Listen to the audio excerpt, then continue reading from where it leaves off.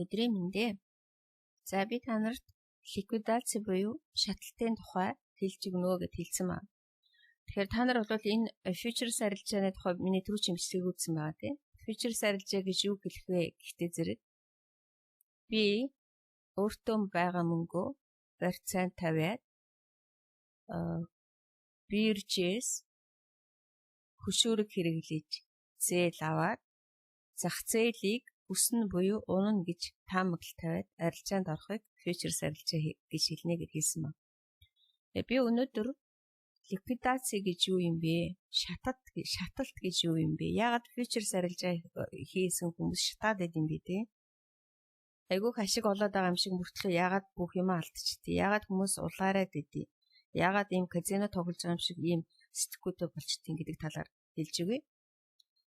За тэгтээ зэрэг би аль болохоор хүмүүст энгийн үгээр тайлбарлаж хэлэх гээд байгаа тийм үү? Зарим сонсож байгаа хүмүүс бас намайг шүүмжилж магадгүй.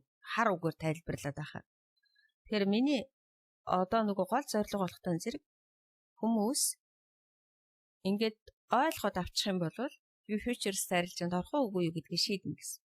Хэрвээ ойлгоогүй байж орчих юм бол шатна гэсэн. Тэгэхээр бид нар futures арилжаа гэдгийг юу гэдгийг мэдээд авцсан. За тэгвэл futures арилжаа маань юунаас гол шалтгаалт юм бэ? Нэгдүгээрт нь тэрэг хөшөөрөг гэдэг юм байх нь. Хоёрдугаарт нь за өөр зөндөө юмнууд байгаа. Тэгээ лимитээр орох, маркетаар орох, тэгэл ийм кросс мороос гэл зөндөө хар мянган юмнууд байна. Тэгэхээр би хамгийн гол юмнуудыг өнөөдөр ойрхон одоо юу гэдэг хамгийн би юу гэдэг вэ? Энгийн үгээр тайлбарлаад өгье. Хөшөөрөг, ликвидаци, шаталт, стоп лосс 3 дээр маш энгийн зүгээр л энгийн үгээр тайлбарлаж өгье. За тэгэхээр ликвидаци гэж юу хэлэх үг гэвэл ерөөсөө миний гэдэг юм уу те хэн нэгэн трейдерийн нөгөө futures арилжаа хийхдээ барьцаанд тавьсан мөнгө нь өөрийнх нь таамаглал нь одоо буруу болоод өөрөлдөх юм бол тэр хүн өснө гэдэг юм уу эсвэл одоо унана гэж тавьсан сууж байгаа тийм үү. Тэгэхэд тэр таамаглалаас нь крипто валютын одоо энэ нөгөө юу хөдөлгөөн зах зээлийн хөдөлгөөн крипто валютын зах зээлийн хөдөлгөөн эсрэг зүг рүү нь явчихтал шаталт явагддаг. Юу гэсэн үг гэвэл миний тавьсан барьцааны мөнгө хүрхээ болчингууд бирж маань өөрийнхөө эрсдлийг хамгаалаад автоматар миний тавьсан гүйлгийг хаачдаг. Энийг шаталт гэж хэлдэг. За ямар нэгэн энгийн үгээр одоо юу гэж хэлэх юм бэ? Нэг бол ламбардаа л яриа тийм үү? Ламбардаа л яриа. Би ламбарднаас ямар нэгэн за утас тавиад тэр утас яг тэр өдрийн ханшаар хэдэн сая ч үдин те 1 сая 2 сая төгрөгийн үнэтэй байж байгаа. Тэгээ би нэг сарын хугацаатай мөнгө зээлээд явъя. Утасаа тавьчих. Тэгээд би чинь сарын дараа л мөнгө өгнө шүү дээ тийм биз дээ. Энэ хооронд миний нөгөө тавьсан утасны үн одоо миний зээлсэн мөнгийг одоо яах нь хааж явах хэрэгтэй.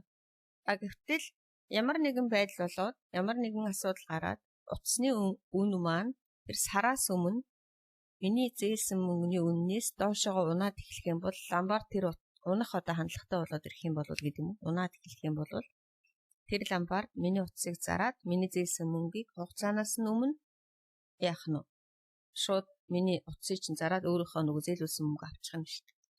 За энэ бол айгүй сонин жишээ, инээдэмтэй жишээ байж магадгүй та нарт те. Гэхдээ ерөнхийдөө санаа нь энэ. Миний тавьсан барьцаа хөрөхгүй бол бирж шатахгүй тулд шууд хаачдаг гэсэн. Энийгээ бид нэр шаталт явагдсан гэд ярьдаг. За шаталт маань хизээ явагдах уу гэвэл юутай хамгийн гол хамааралтай байх вэ гэвэл хөшөөрөхтэй хамаатай. За хөшөөрөх гэж юу хэлэх юм гэвэл 2x, 5x, 50x, 100x гэх хүмүүс яриад байдаг тийм. Юу гэвэл би өөрийнхөө байгаа барьцааны мөнгийг үржүүлээд тийм 10-аар үржүүлээд 20-аар үржүүлээд тэгээд зээлээд арилжаанд орж байгаа гэсэн. За тэгэх юм бол жишээлбэл би 100 USDT байж байгаад 2x-ийн хөшөөрөг тавил 200 USDT-гээр л яах нь арилжаанд орох нь шүү. За хэрвээ би бүр ингээд 50-аар тавьчих юм бол яах вэ? 5,000-аар орно гэсэн үг үстэй. За тэгээд хөшөөрөг өндөр байх тусам койны үнийн хэлбэлзэл айгүй бага хуваар өөрчлөгдөхтөл шаталт явагддаг. За жишээлбэл би айгүй бага одоо юу гэдэг нэг хөшөөргээ 2-оор л авцсан байхад бол одоо жишээлбэл 2%, үн 2% нлаа гэлээ гэхэд те айгүй бага л мөнгө алдна гэсэн. Миний нөгөө 100 миний барьцааны одоо 100 USDT бол тэр нөгөө алдагдлынхаа мөнгөнд хүрээл ахна. За тэгээд харин одоо жишээлбэл би 50-аар тавьсан байхад 2% алдахтал нөгөө 5,000-аар орж байгаа юм чи 2% алдахтал яах нь миний барьцааны мөнгө хүрэхгүй. Тэгэнгүүт шууд шаталт явна. Тэгэхээр юутай шууд холбоотой байх нь шаталт маань шууд бидний хөшөөрөгтэй холбоотой байна шүү дээ. Хөшөөргээ хэдий ч нэ 50 би шаталт явагдах магадлалтай айгүй их. Одоо 2% л 50x-ээр тавьсан байхад зах зээл 2% л одоо миний тавьсан таамагнаас өөрчлөгдөхтөл шууд шаталт явагдав. А тэгвэл би хэрвээ 2% тавьсан байх юм бол 10%-ийн өөрчлөлттэй байхад би шаталтанд орохгүй амтайгаа хоцорно гэсэн. За дараагийнх нь хөшөөрөг одоо би жишээлбэл өндөр тавьчаад дээшээгээ одоо нөгөө нэг өснөгээ тавьж явж идэл чинь coin маань өсөө явж гин тийм үү? Би ашиг аваад явж гин. А гэвч зах зээл эрс унах юм бол ашиг авч амжилгүйгээр ерөөсөө бүх юм алдчихдаг. Тэгэхээр энэ дээр би дахиад нөгөө спот арилжаан дээр харьцуулаад хэлээд өгье. Би хэрвээ coin авчаад үн унчих юм бол coinтой л байна. Ганцхан би нөгөө coin авсан мөнгөндөө хүрч чадахгүй тэрийг л хүлээ.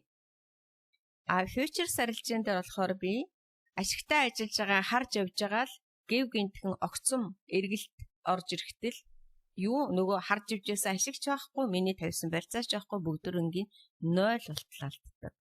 Тэг болтлаалддаг. За дараагийнх нь хүмүүс ярьдагтэй spot loss-тай байхад юу гэж одоо шаталтанд орох үдэ гэд над руу нэг хүн тэгээдсэн шүү. Тэгвэл биржийн шаталт буюу ликвидаци stop loss-ийн өмнө явждаг. Өмнө. Хэрвээ би одоо шуналтад stop loss буруу тавих юм бол эсвэл одоо шуналтад эсвэл би мэдхгүйгээсээ болоод stop loss буруу тавих юм бол гинт үнийн өөрчлөлт дээрээс тий одоо гинт унлаа ямар нэгэн тэр тусмаа одоо энэ дэлхий дээр янз бүрийн юм болж байна тий нэг хүний хийсэн үгнээс ямар нэгэн одоо дэлхийн нийтэд аюултай юм боллоо гэхтэл эрс унлаа гэхэд би stop loss тавьсан ч тавиагүй ч байсан яах нь шууд бирж маань тэр нөгөө миний барьцааны мөнгө л хүрэхгүй бол stop loss дэж байсан lossгүй ч байсан шууд хаад. Тэгэхээр stop loss гэдэг маань өөрөө хамгаалт болж чаддаггүй.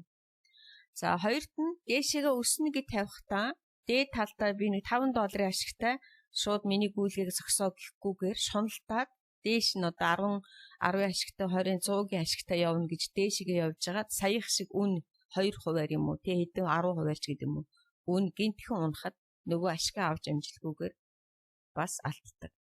Тэгэхээр энэ дээр ерөөсөө маш их өндөр одоо мэдлэгтэй л байхаас өөр арга байхгүй. За тэгвэл би одоо та нарт машин бариад явж байгаа хүн дээр тайлбарлаад өгөөч. За юу гэж ойлгохгүй гэвэл одоо би ингээд машинтай явж гинэ гэж бодоход stop loss болохоор тормоз. Тэ? За ликвидаци гэдэг маань хад одоо юу гэдэг. За тэгээд нөгөө хөшөөрөг гэдэг маань хурд. За юу ч хэлэх гээд байноуг гэвэл хэрвээ та хөшөөргөө өндөр тавина гэдэг чинь маш их хурдтай явж байгаа гэсэн. маш их хурдтай нисээ давхиж явхад чинь та хэрвээ одоо тийм өндөр хурдтай явж яхад тоормзоо гიშгэж амжилтгүйгээр хаана мөргөх аюултай. Тийм байгаа үстэй тий. Тэгэхээр чин тоормз чинь таныг хамгаалж чадахгүйгээр та яагаад гэвэл маш их өндөр хурдтай явж байгаа учраас тоормзоо гიშгэж амжилтгүйгээр хаана мөргөнө. Яг энэтэй чи яг адилхан. А хэрвээ та хөшүүргээ баг тавьсан бол урд чинь ямар нэгэн саад одоо түрүүний тэр хаана байлаач гэлээ гэсэн яг нь ам үлдэх хурд багтаа учраас тоормзоо дараад ханны дөнгөж өмнө нь очиод яг нь зогсно гэсэн байна ш. Тэгвэл амьд үлдэх боломж нэмэгддэг. Яг л адилхан. Тэгэхээр фьючерс арилжаанд орох гэж байгаа хүн чинь за авэц яг нөгөө энэ машины жишээг бодно гэсэн үг. Би хөшүүргөө өндөр тавих юм бол их хурдтай явна гэсэн. Их хурдтай явна гэдэг чинь би тоормзоо гიშгэж амжилтгүйгээр хана мөргөнө. Яг амьдралын жишээ нь. Хоёр дахь нь казино. Хэрвээ та фьючерс арилжаанд ороод шаталт болоод мөнгө алдаад дараа нь дахиж мөнгө оруулаад дахиад алдаад эхлэх юм бол та фьючерс арилжаа хийж байгаа биш казино тоглож байгаа гэсэн. Тэгэхээр чин энэ дээр сэтгэл санааны асуудал маш их чухал байна гэсэн. Өөрөөр хэлбэл фьючерс арилжаа огт хийж үзээгүй хүн өөрийнхөө казино тоглож үзээгүй хүн өөрийнхөө дотоод хүнийг таньдаггүй гэж хэлдэг. Одоо энэ зах зээл дээр дотоод өөрийнхөө дотор байгаа хүнийг таньдаггүй. Яагаад вэ гэвэл хүн яг мөнгө алдаад эхлэхээрээ эсвэл мөнгө их хожоод ирэхээрээ миний дотор хүн шал өөрөөр ажилдаг. Нэгсэндээ мөнгө хожоод ирэхээрээ шуналтаж эхэлдэг, мөнгө алдаад ирэхээрээ ухаанаа алдаж эхэлдэг. Яг энэтэй адил. Тэр фьючерс арилжааг жоохон л буруу хийх юм бол та эсвэл казино руу орно, эсвэл нөгөө ламбард руу орно. Яг адилхан. Ламбарданд юмнуудаа авч тавиал алдаад байна. Эсвэл казинод мөнгөө нэмж оруулаад алдаад. Тэгээд хизээч энэ одоо англаас юунаас гарч чадахгүй. Эсвэл нөгөө яг саяын машин шиг яах нь аварт ороод байна гэсэн. Муухай хатуу үг боловч айгүй муухай жишээ боловч тий би хурдтай явбал хана мөргөн тоормз надад хэрэг болж чадахгүй, тоормз намайг баталгаа өгч чадахгүй.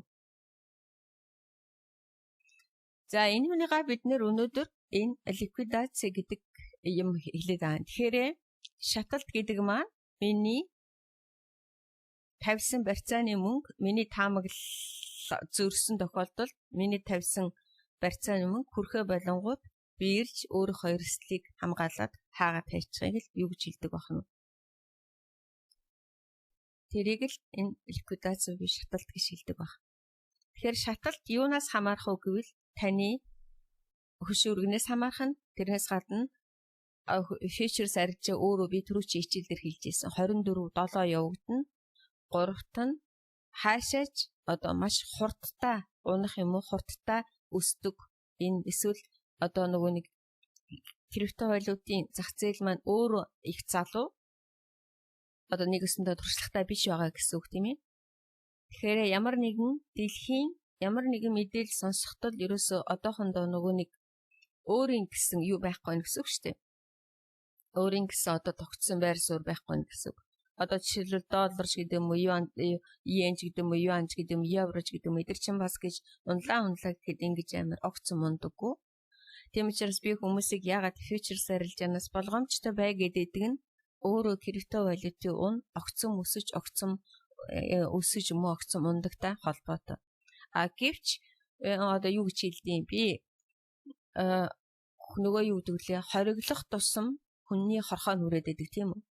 А тэгвэл үнэхээр тэр та фьючерс арилжаа орж үзмээр санагдаад байгаа бол ядаж X-ийн 2-оос 5-ын хооронд. Тэгээд стоп лоссоо айгүй бага хэмжээний ашигтай юм уу айгүй бага хэмжээний алдагдaltaй байхад шууд хаагдахаар хийх ёстой. Одоо юу гэдэг нь $5 л ашиг авчихвал болоо гэж хаах юмыг $50 $500 авах гэж явж байгаад ашигч авахгүй барьцааны мөнгө ч байхгүй, юу ч хоцордог. Тэгээ энийг өнөөдөр би хэлээд өгчлөө. Тэгэхээр би хамгийн энгийн үгээр танд тайлбарлаж өглөө. Зүгээр энэ дээр яг л одоо юу гэдгийг те нөгөө нэг техникийнх нь хэлээр хэлэх юм бол liquidation гэдэг бол крипто бирждэг хөшүүрэгтэй арилжаанд таны позицийг алдагдалд ороод барьцаа дуусгаад бирж автоматар позицийг хааж таны үлдэгдлийг алдах процесс юм энэ гэл ингээд орчуулсан байл. Тэгэхээр эн чинь болохоор нэлээд жоохон одоо яах нь хэцүү ойлгох гээд аюу хэцүү тийм үг байна. За тэгэх юм бол одоо жишээлбэл ингээд энгийн үгээр ойлгочих чинь за ийм л учиртай юм бэ гэд ингээд ойлгочиход хүмүүс яах нь орох уу орохгүй юу орвол би яаж орох уу гэд ингээд тэрийг сайн тэгээд ерөөдөөсөө фьючерс арилжаа гэдэг юм дээр чинь ламбарттай холбоотой казинотой холбоотой их хурдтай машинтай холбоотой гэдгийг мартахгүй болвол дараа нь та нар өөрсдөө чат GPT дээр тавиад би одоо 100 USDT байлаа гэлээ гэхэд MNT USDT гэдэг хослолоор 50x хөшүүрхтэй унана гэд одоо арилжаа тавья. Тэгэх юм бол яг одоо миний өнөөдрийн тавьж байгаа цагт MNT гэдэг coin 93.78 центийн үнэтэй байна. Тэгээд би энэ одоо би доошогоо 90.24 хэрвээ унчих юм бол би миний USDT хэд болох вэ гэд ингээд бүр яг бичих юм. Тэгээд тэр нь одоо жишээлбэл би энэ дээр 100 USDT миний хөшүүрэг 50 би унана гэд орсон. Өнөөдрийн үн нь 0.93 тэгээд хаах үн маань 90 гэд. За тэгвэл үнийн өөрчлөлтөн дээр хэд байх вэ гэхдээ зэрэг одоо энэ ойролцоогоор 3.77% унсан юм чинь надад нэг 3.77% ашигтай байж байна. Тэгэхээр миний нөгөө авах ашиг бол энэ 3.77-оор игсэн. Гэвч 50% 50x-ийн одоо хөшүүрэг гэдэг чинь 2% л би чинь унана гэж тавьсан байгаа тий. Тэгтэл үн 2% өсөхдөл миний нөгөө 0.93 байсан өнөөдрийн үн чинь 0.95 болохтол би бүгдийг нь алдна гэсэн. Тэгэхээр яг энүүнийг сайн өөрөө тооцоолох юм бол одоо жишээлбэл би айгүй бага хуваар тавьсан байх юм бол ингэж унахгүй нь шүү дээ тий. 2% өсөлтөн дээр айгүй бага үнээр одоо жоохон 10 ч юм уу 2 ч юм уу 5 ч юм уу ингэж байх юм бол би одоо жишээлбэл жоохон тавьсан байх юм бол доошогоо 10% унсны дараа л би шатах юм. Тэгтэл 50% дээр яах нь 50x дээр болохоор би 2% л миний үн өөрчлөгдөхтөл 93 байсан юм унана гэж тавьсан байхад 0.95 болохтол 2% өөрчлөлт гараад би шатах юм шиг. Тэгэхээр ийм нарийн юмыг хийж чадахгүй бол зүгээр л одоо юу гэдэг нөгөө юугаан тавиал тий нөгөө спот арилж байгаа хийгээд явж исэн дээр. За ингээд өнөөдрийнхөө хичээлийг би энэ бичлэгийг дуусгая. Яг тэгвэл бас ингээд тайлбарлахад нэлээд хэцүү байгаад идэг тий. Ойлгож орох нь ихтэй тайлбарлахад аюу хэцүү байдаг. Гэхдээ би та нарыг ямар ч байсан энэ шаталт гэдэг юм, spot loss гэдэг юм, stop loss гэдэг юм. Би дандаа spot гэж хэлчихэд байгаа. Stop loss гэдэг юм. Хөшүүрэг гэдэг юм юу вэ гэдгийг ойлгосон байхаа гэж бодож байна. За ингээд өнөөдрийнхөө бичлэгийг дуусгая.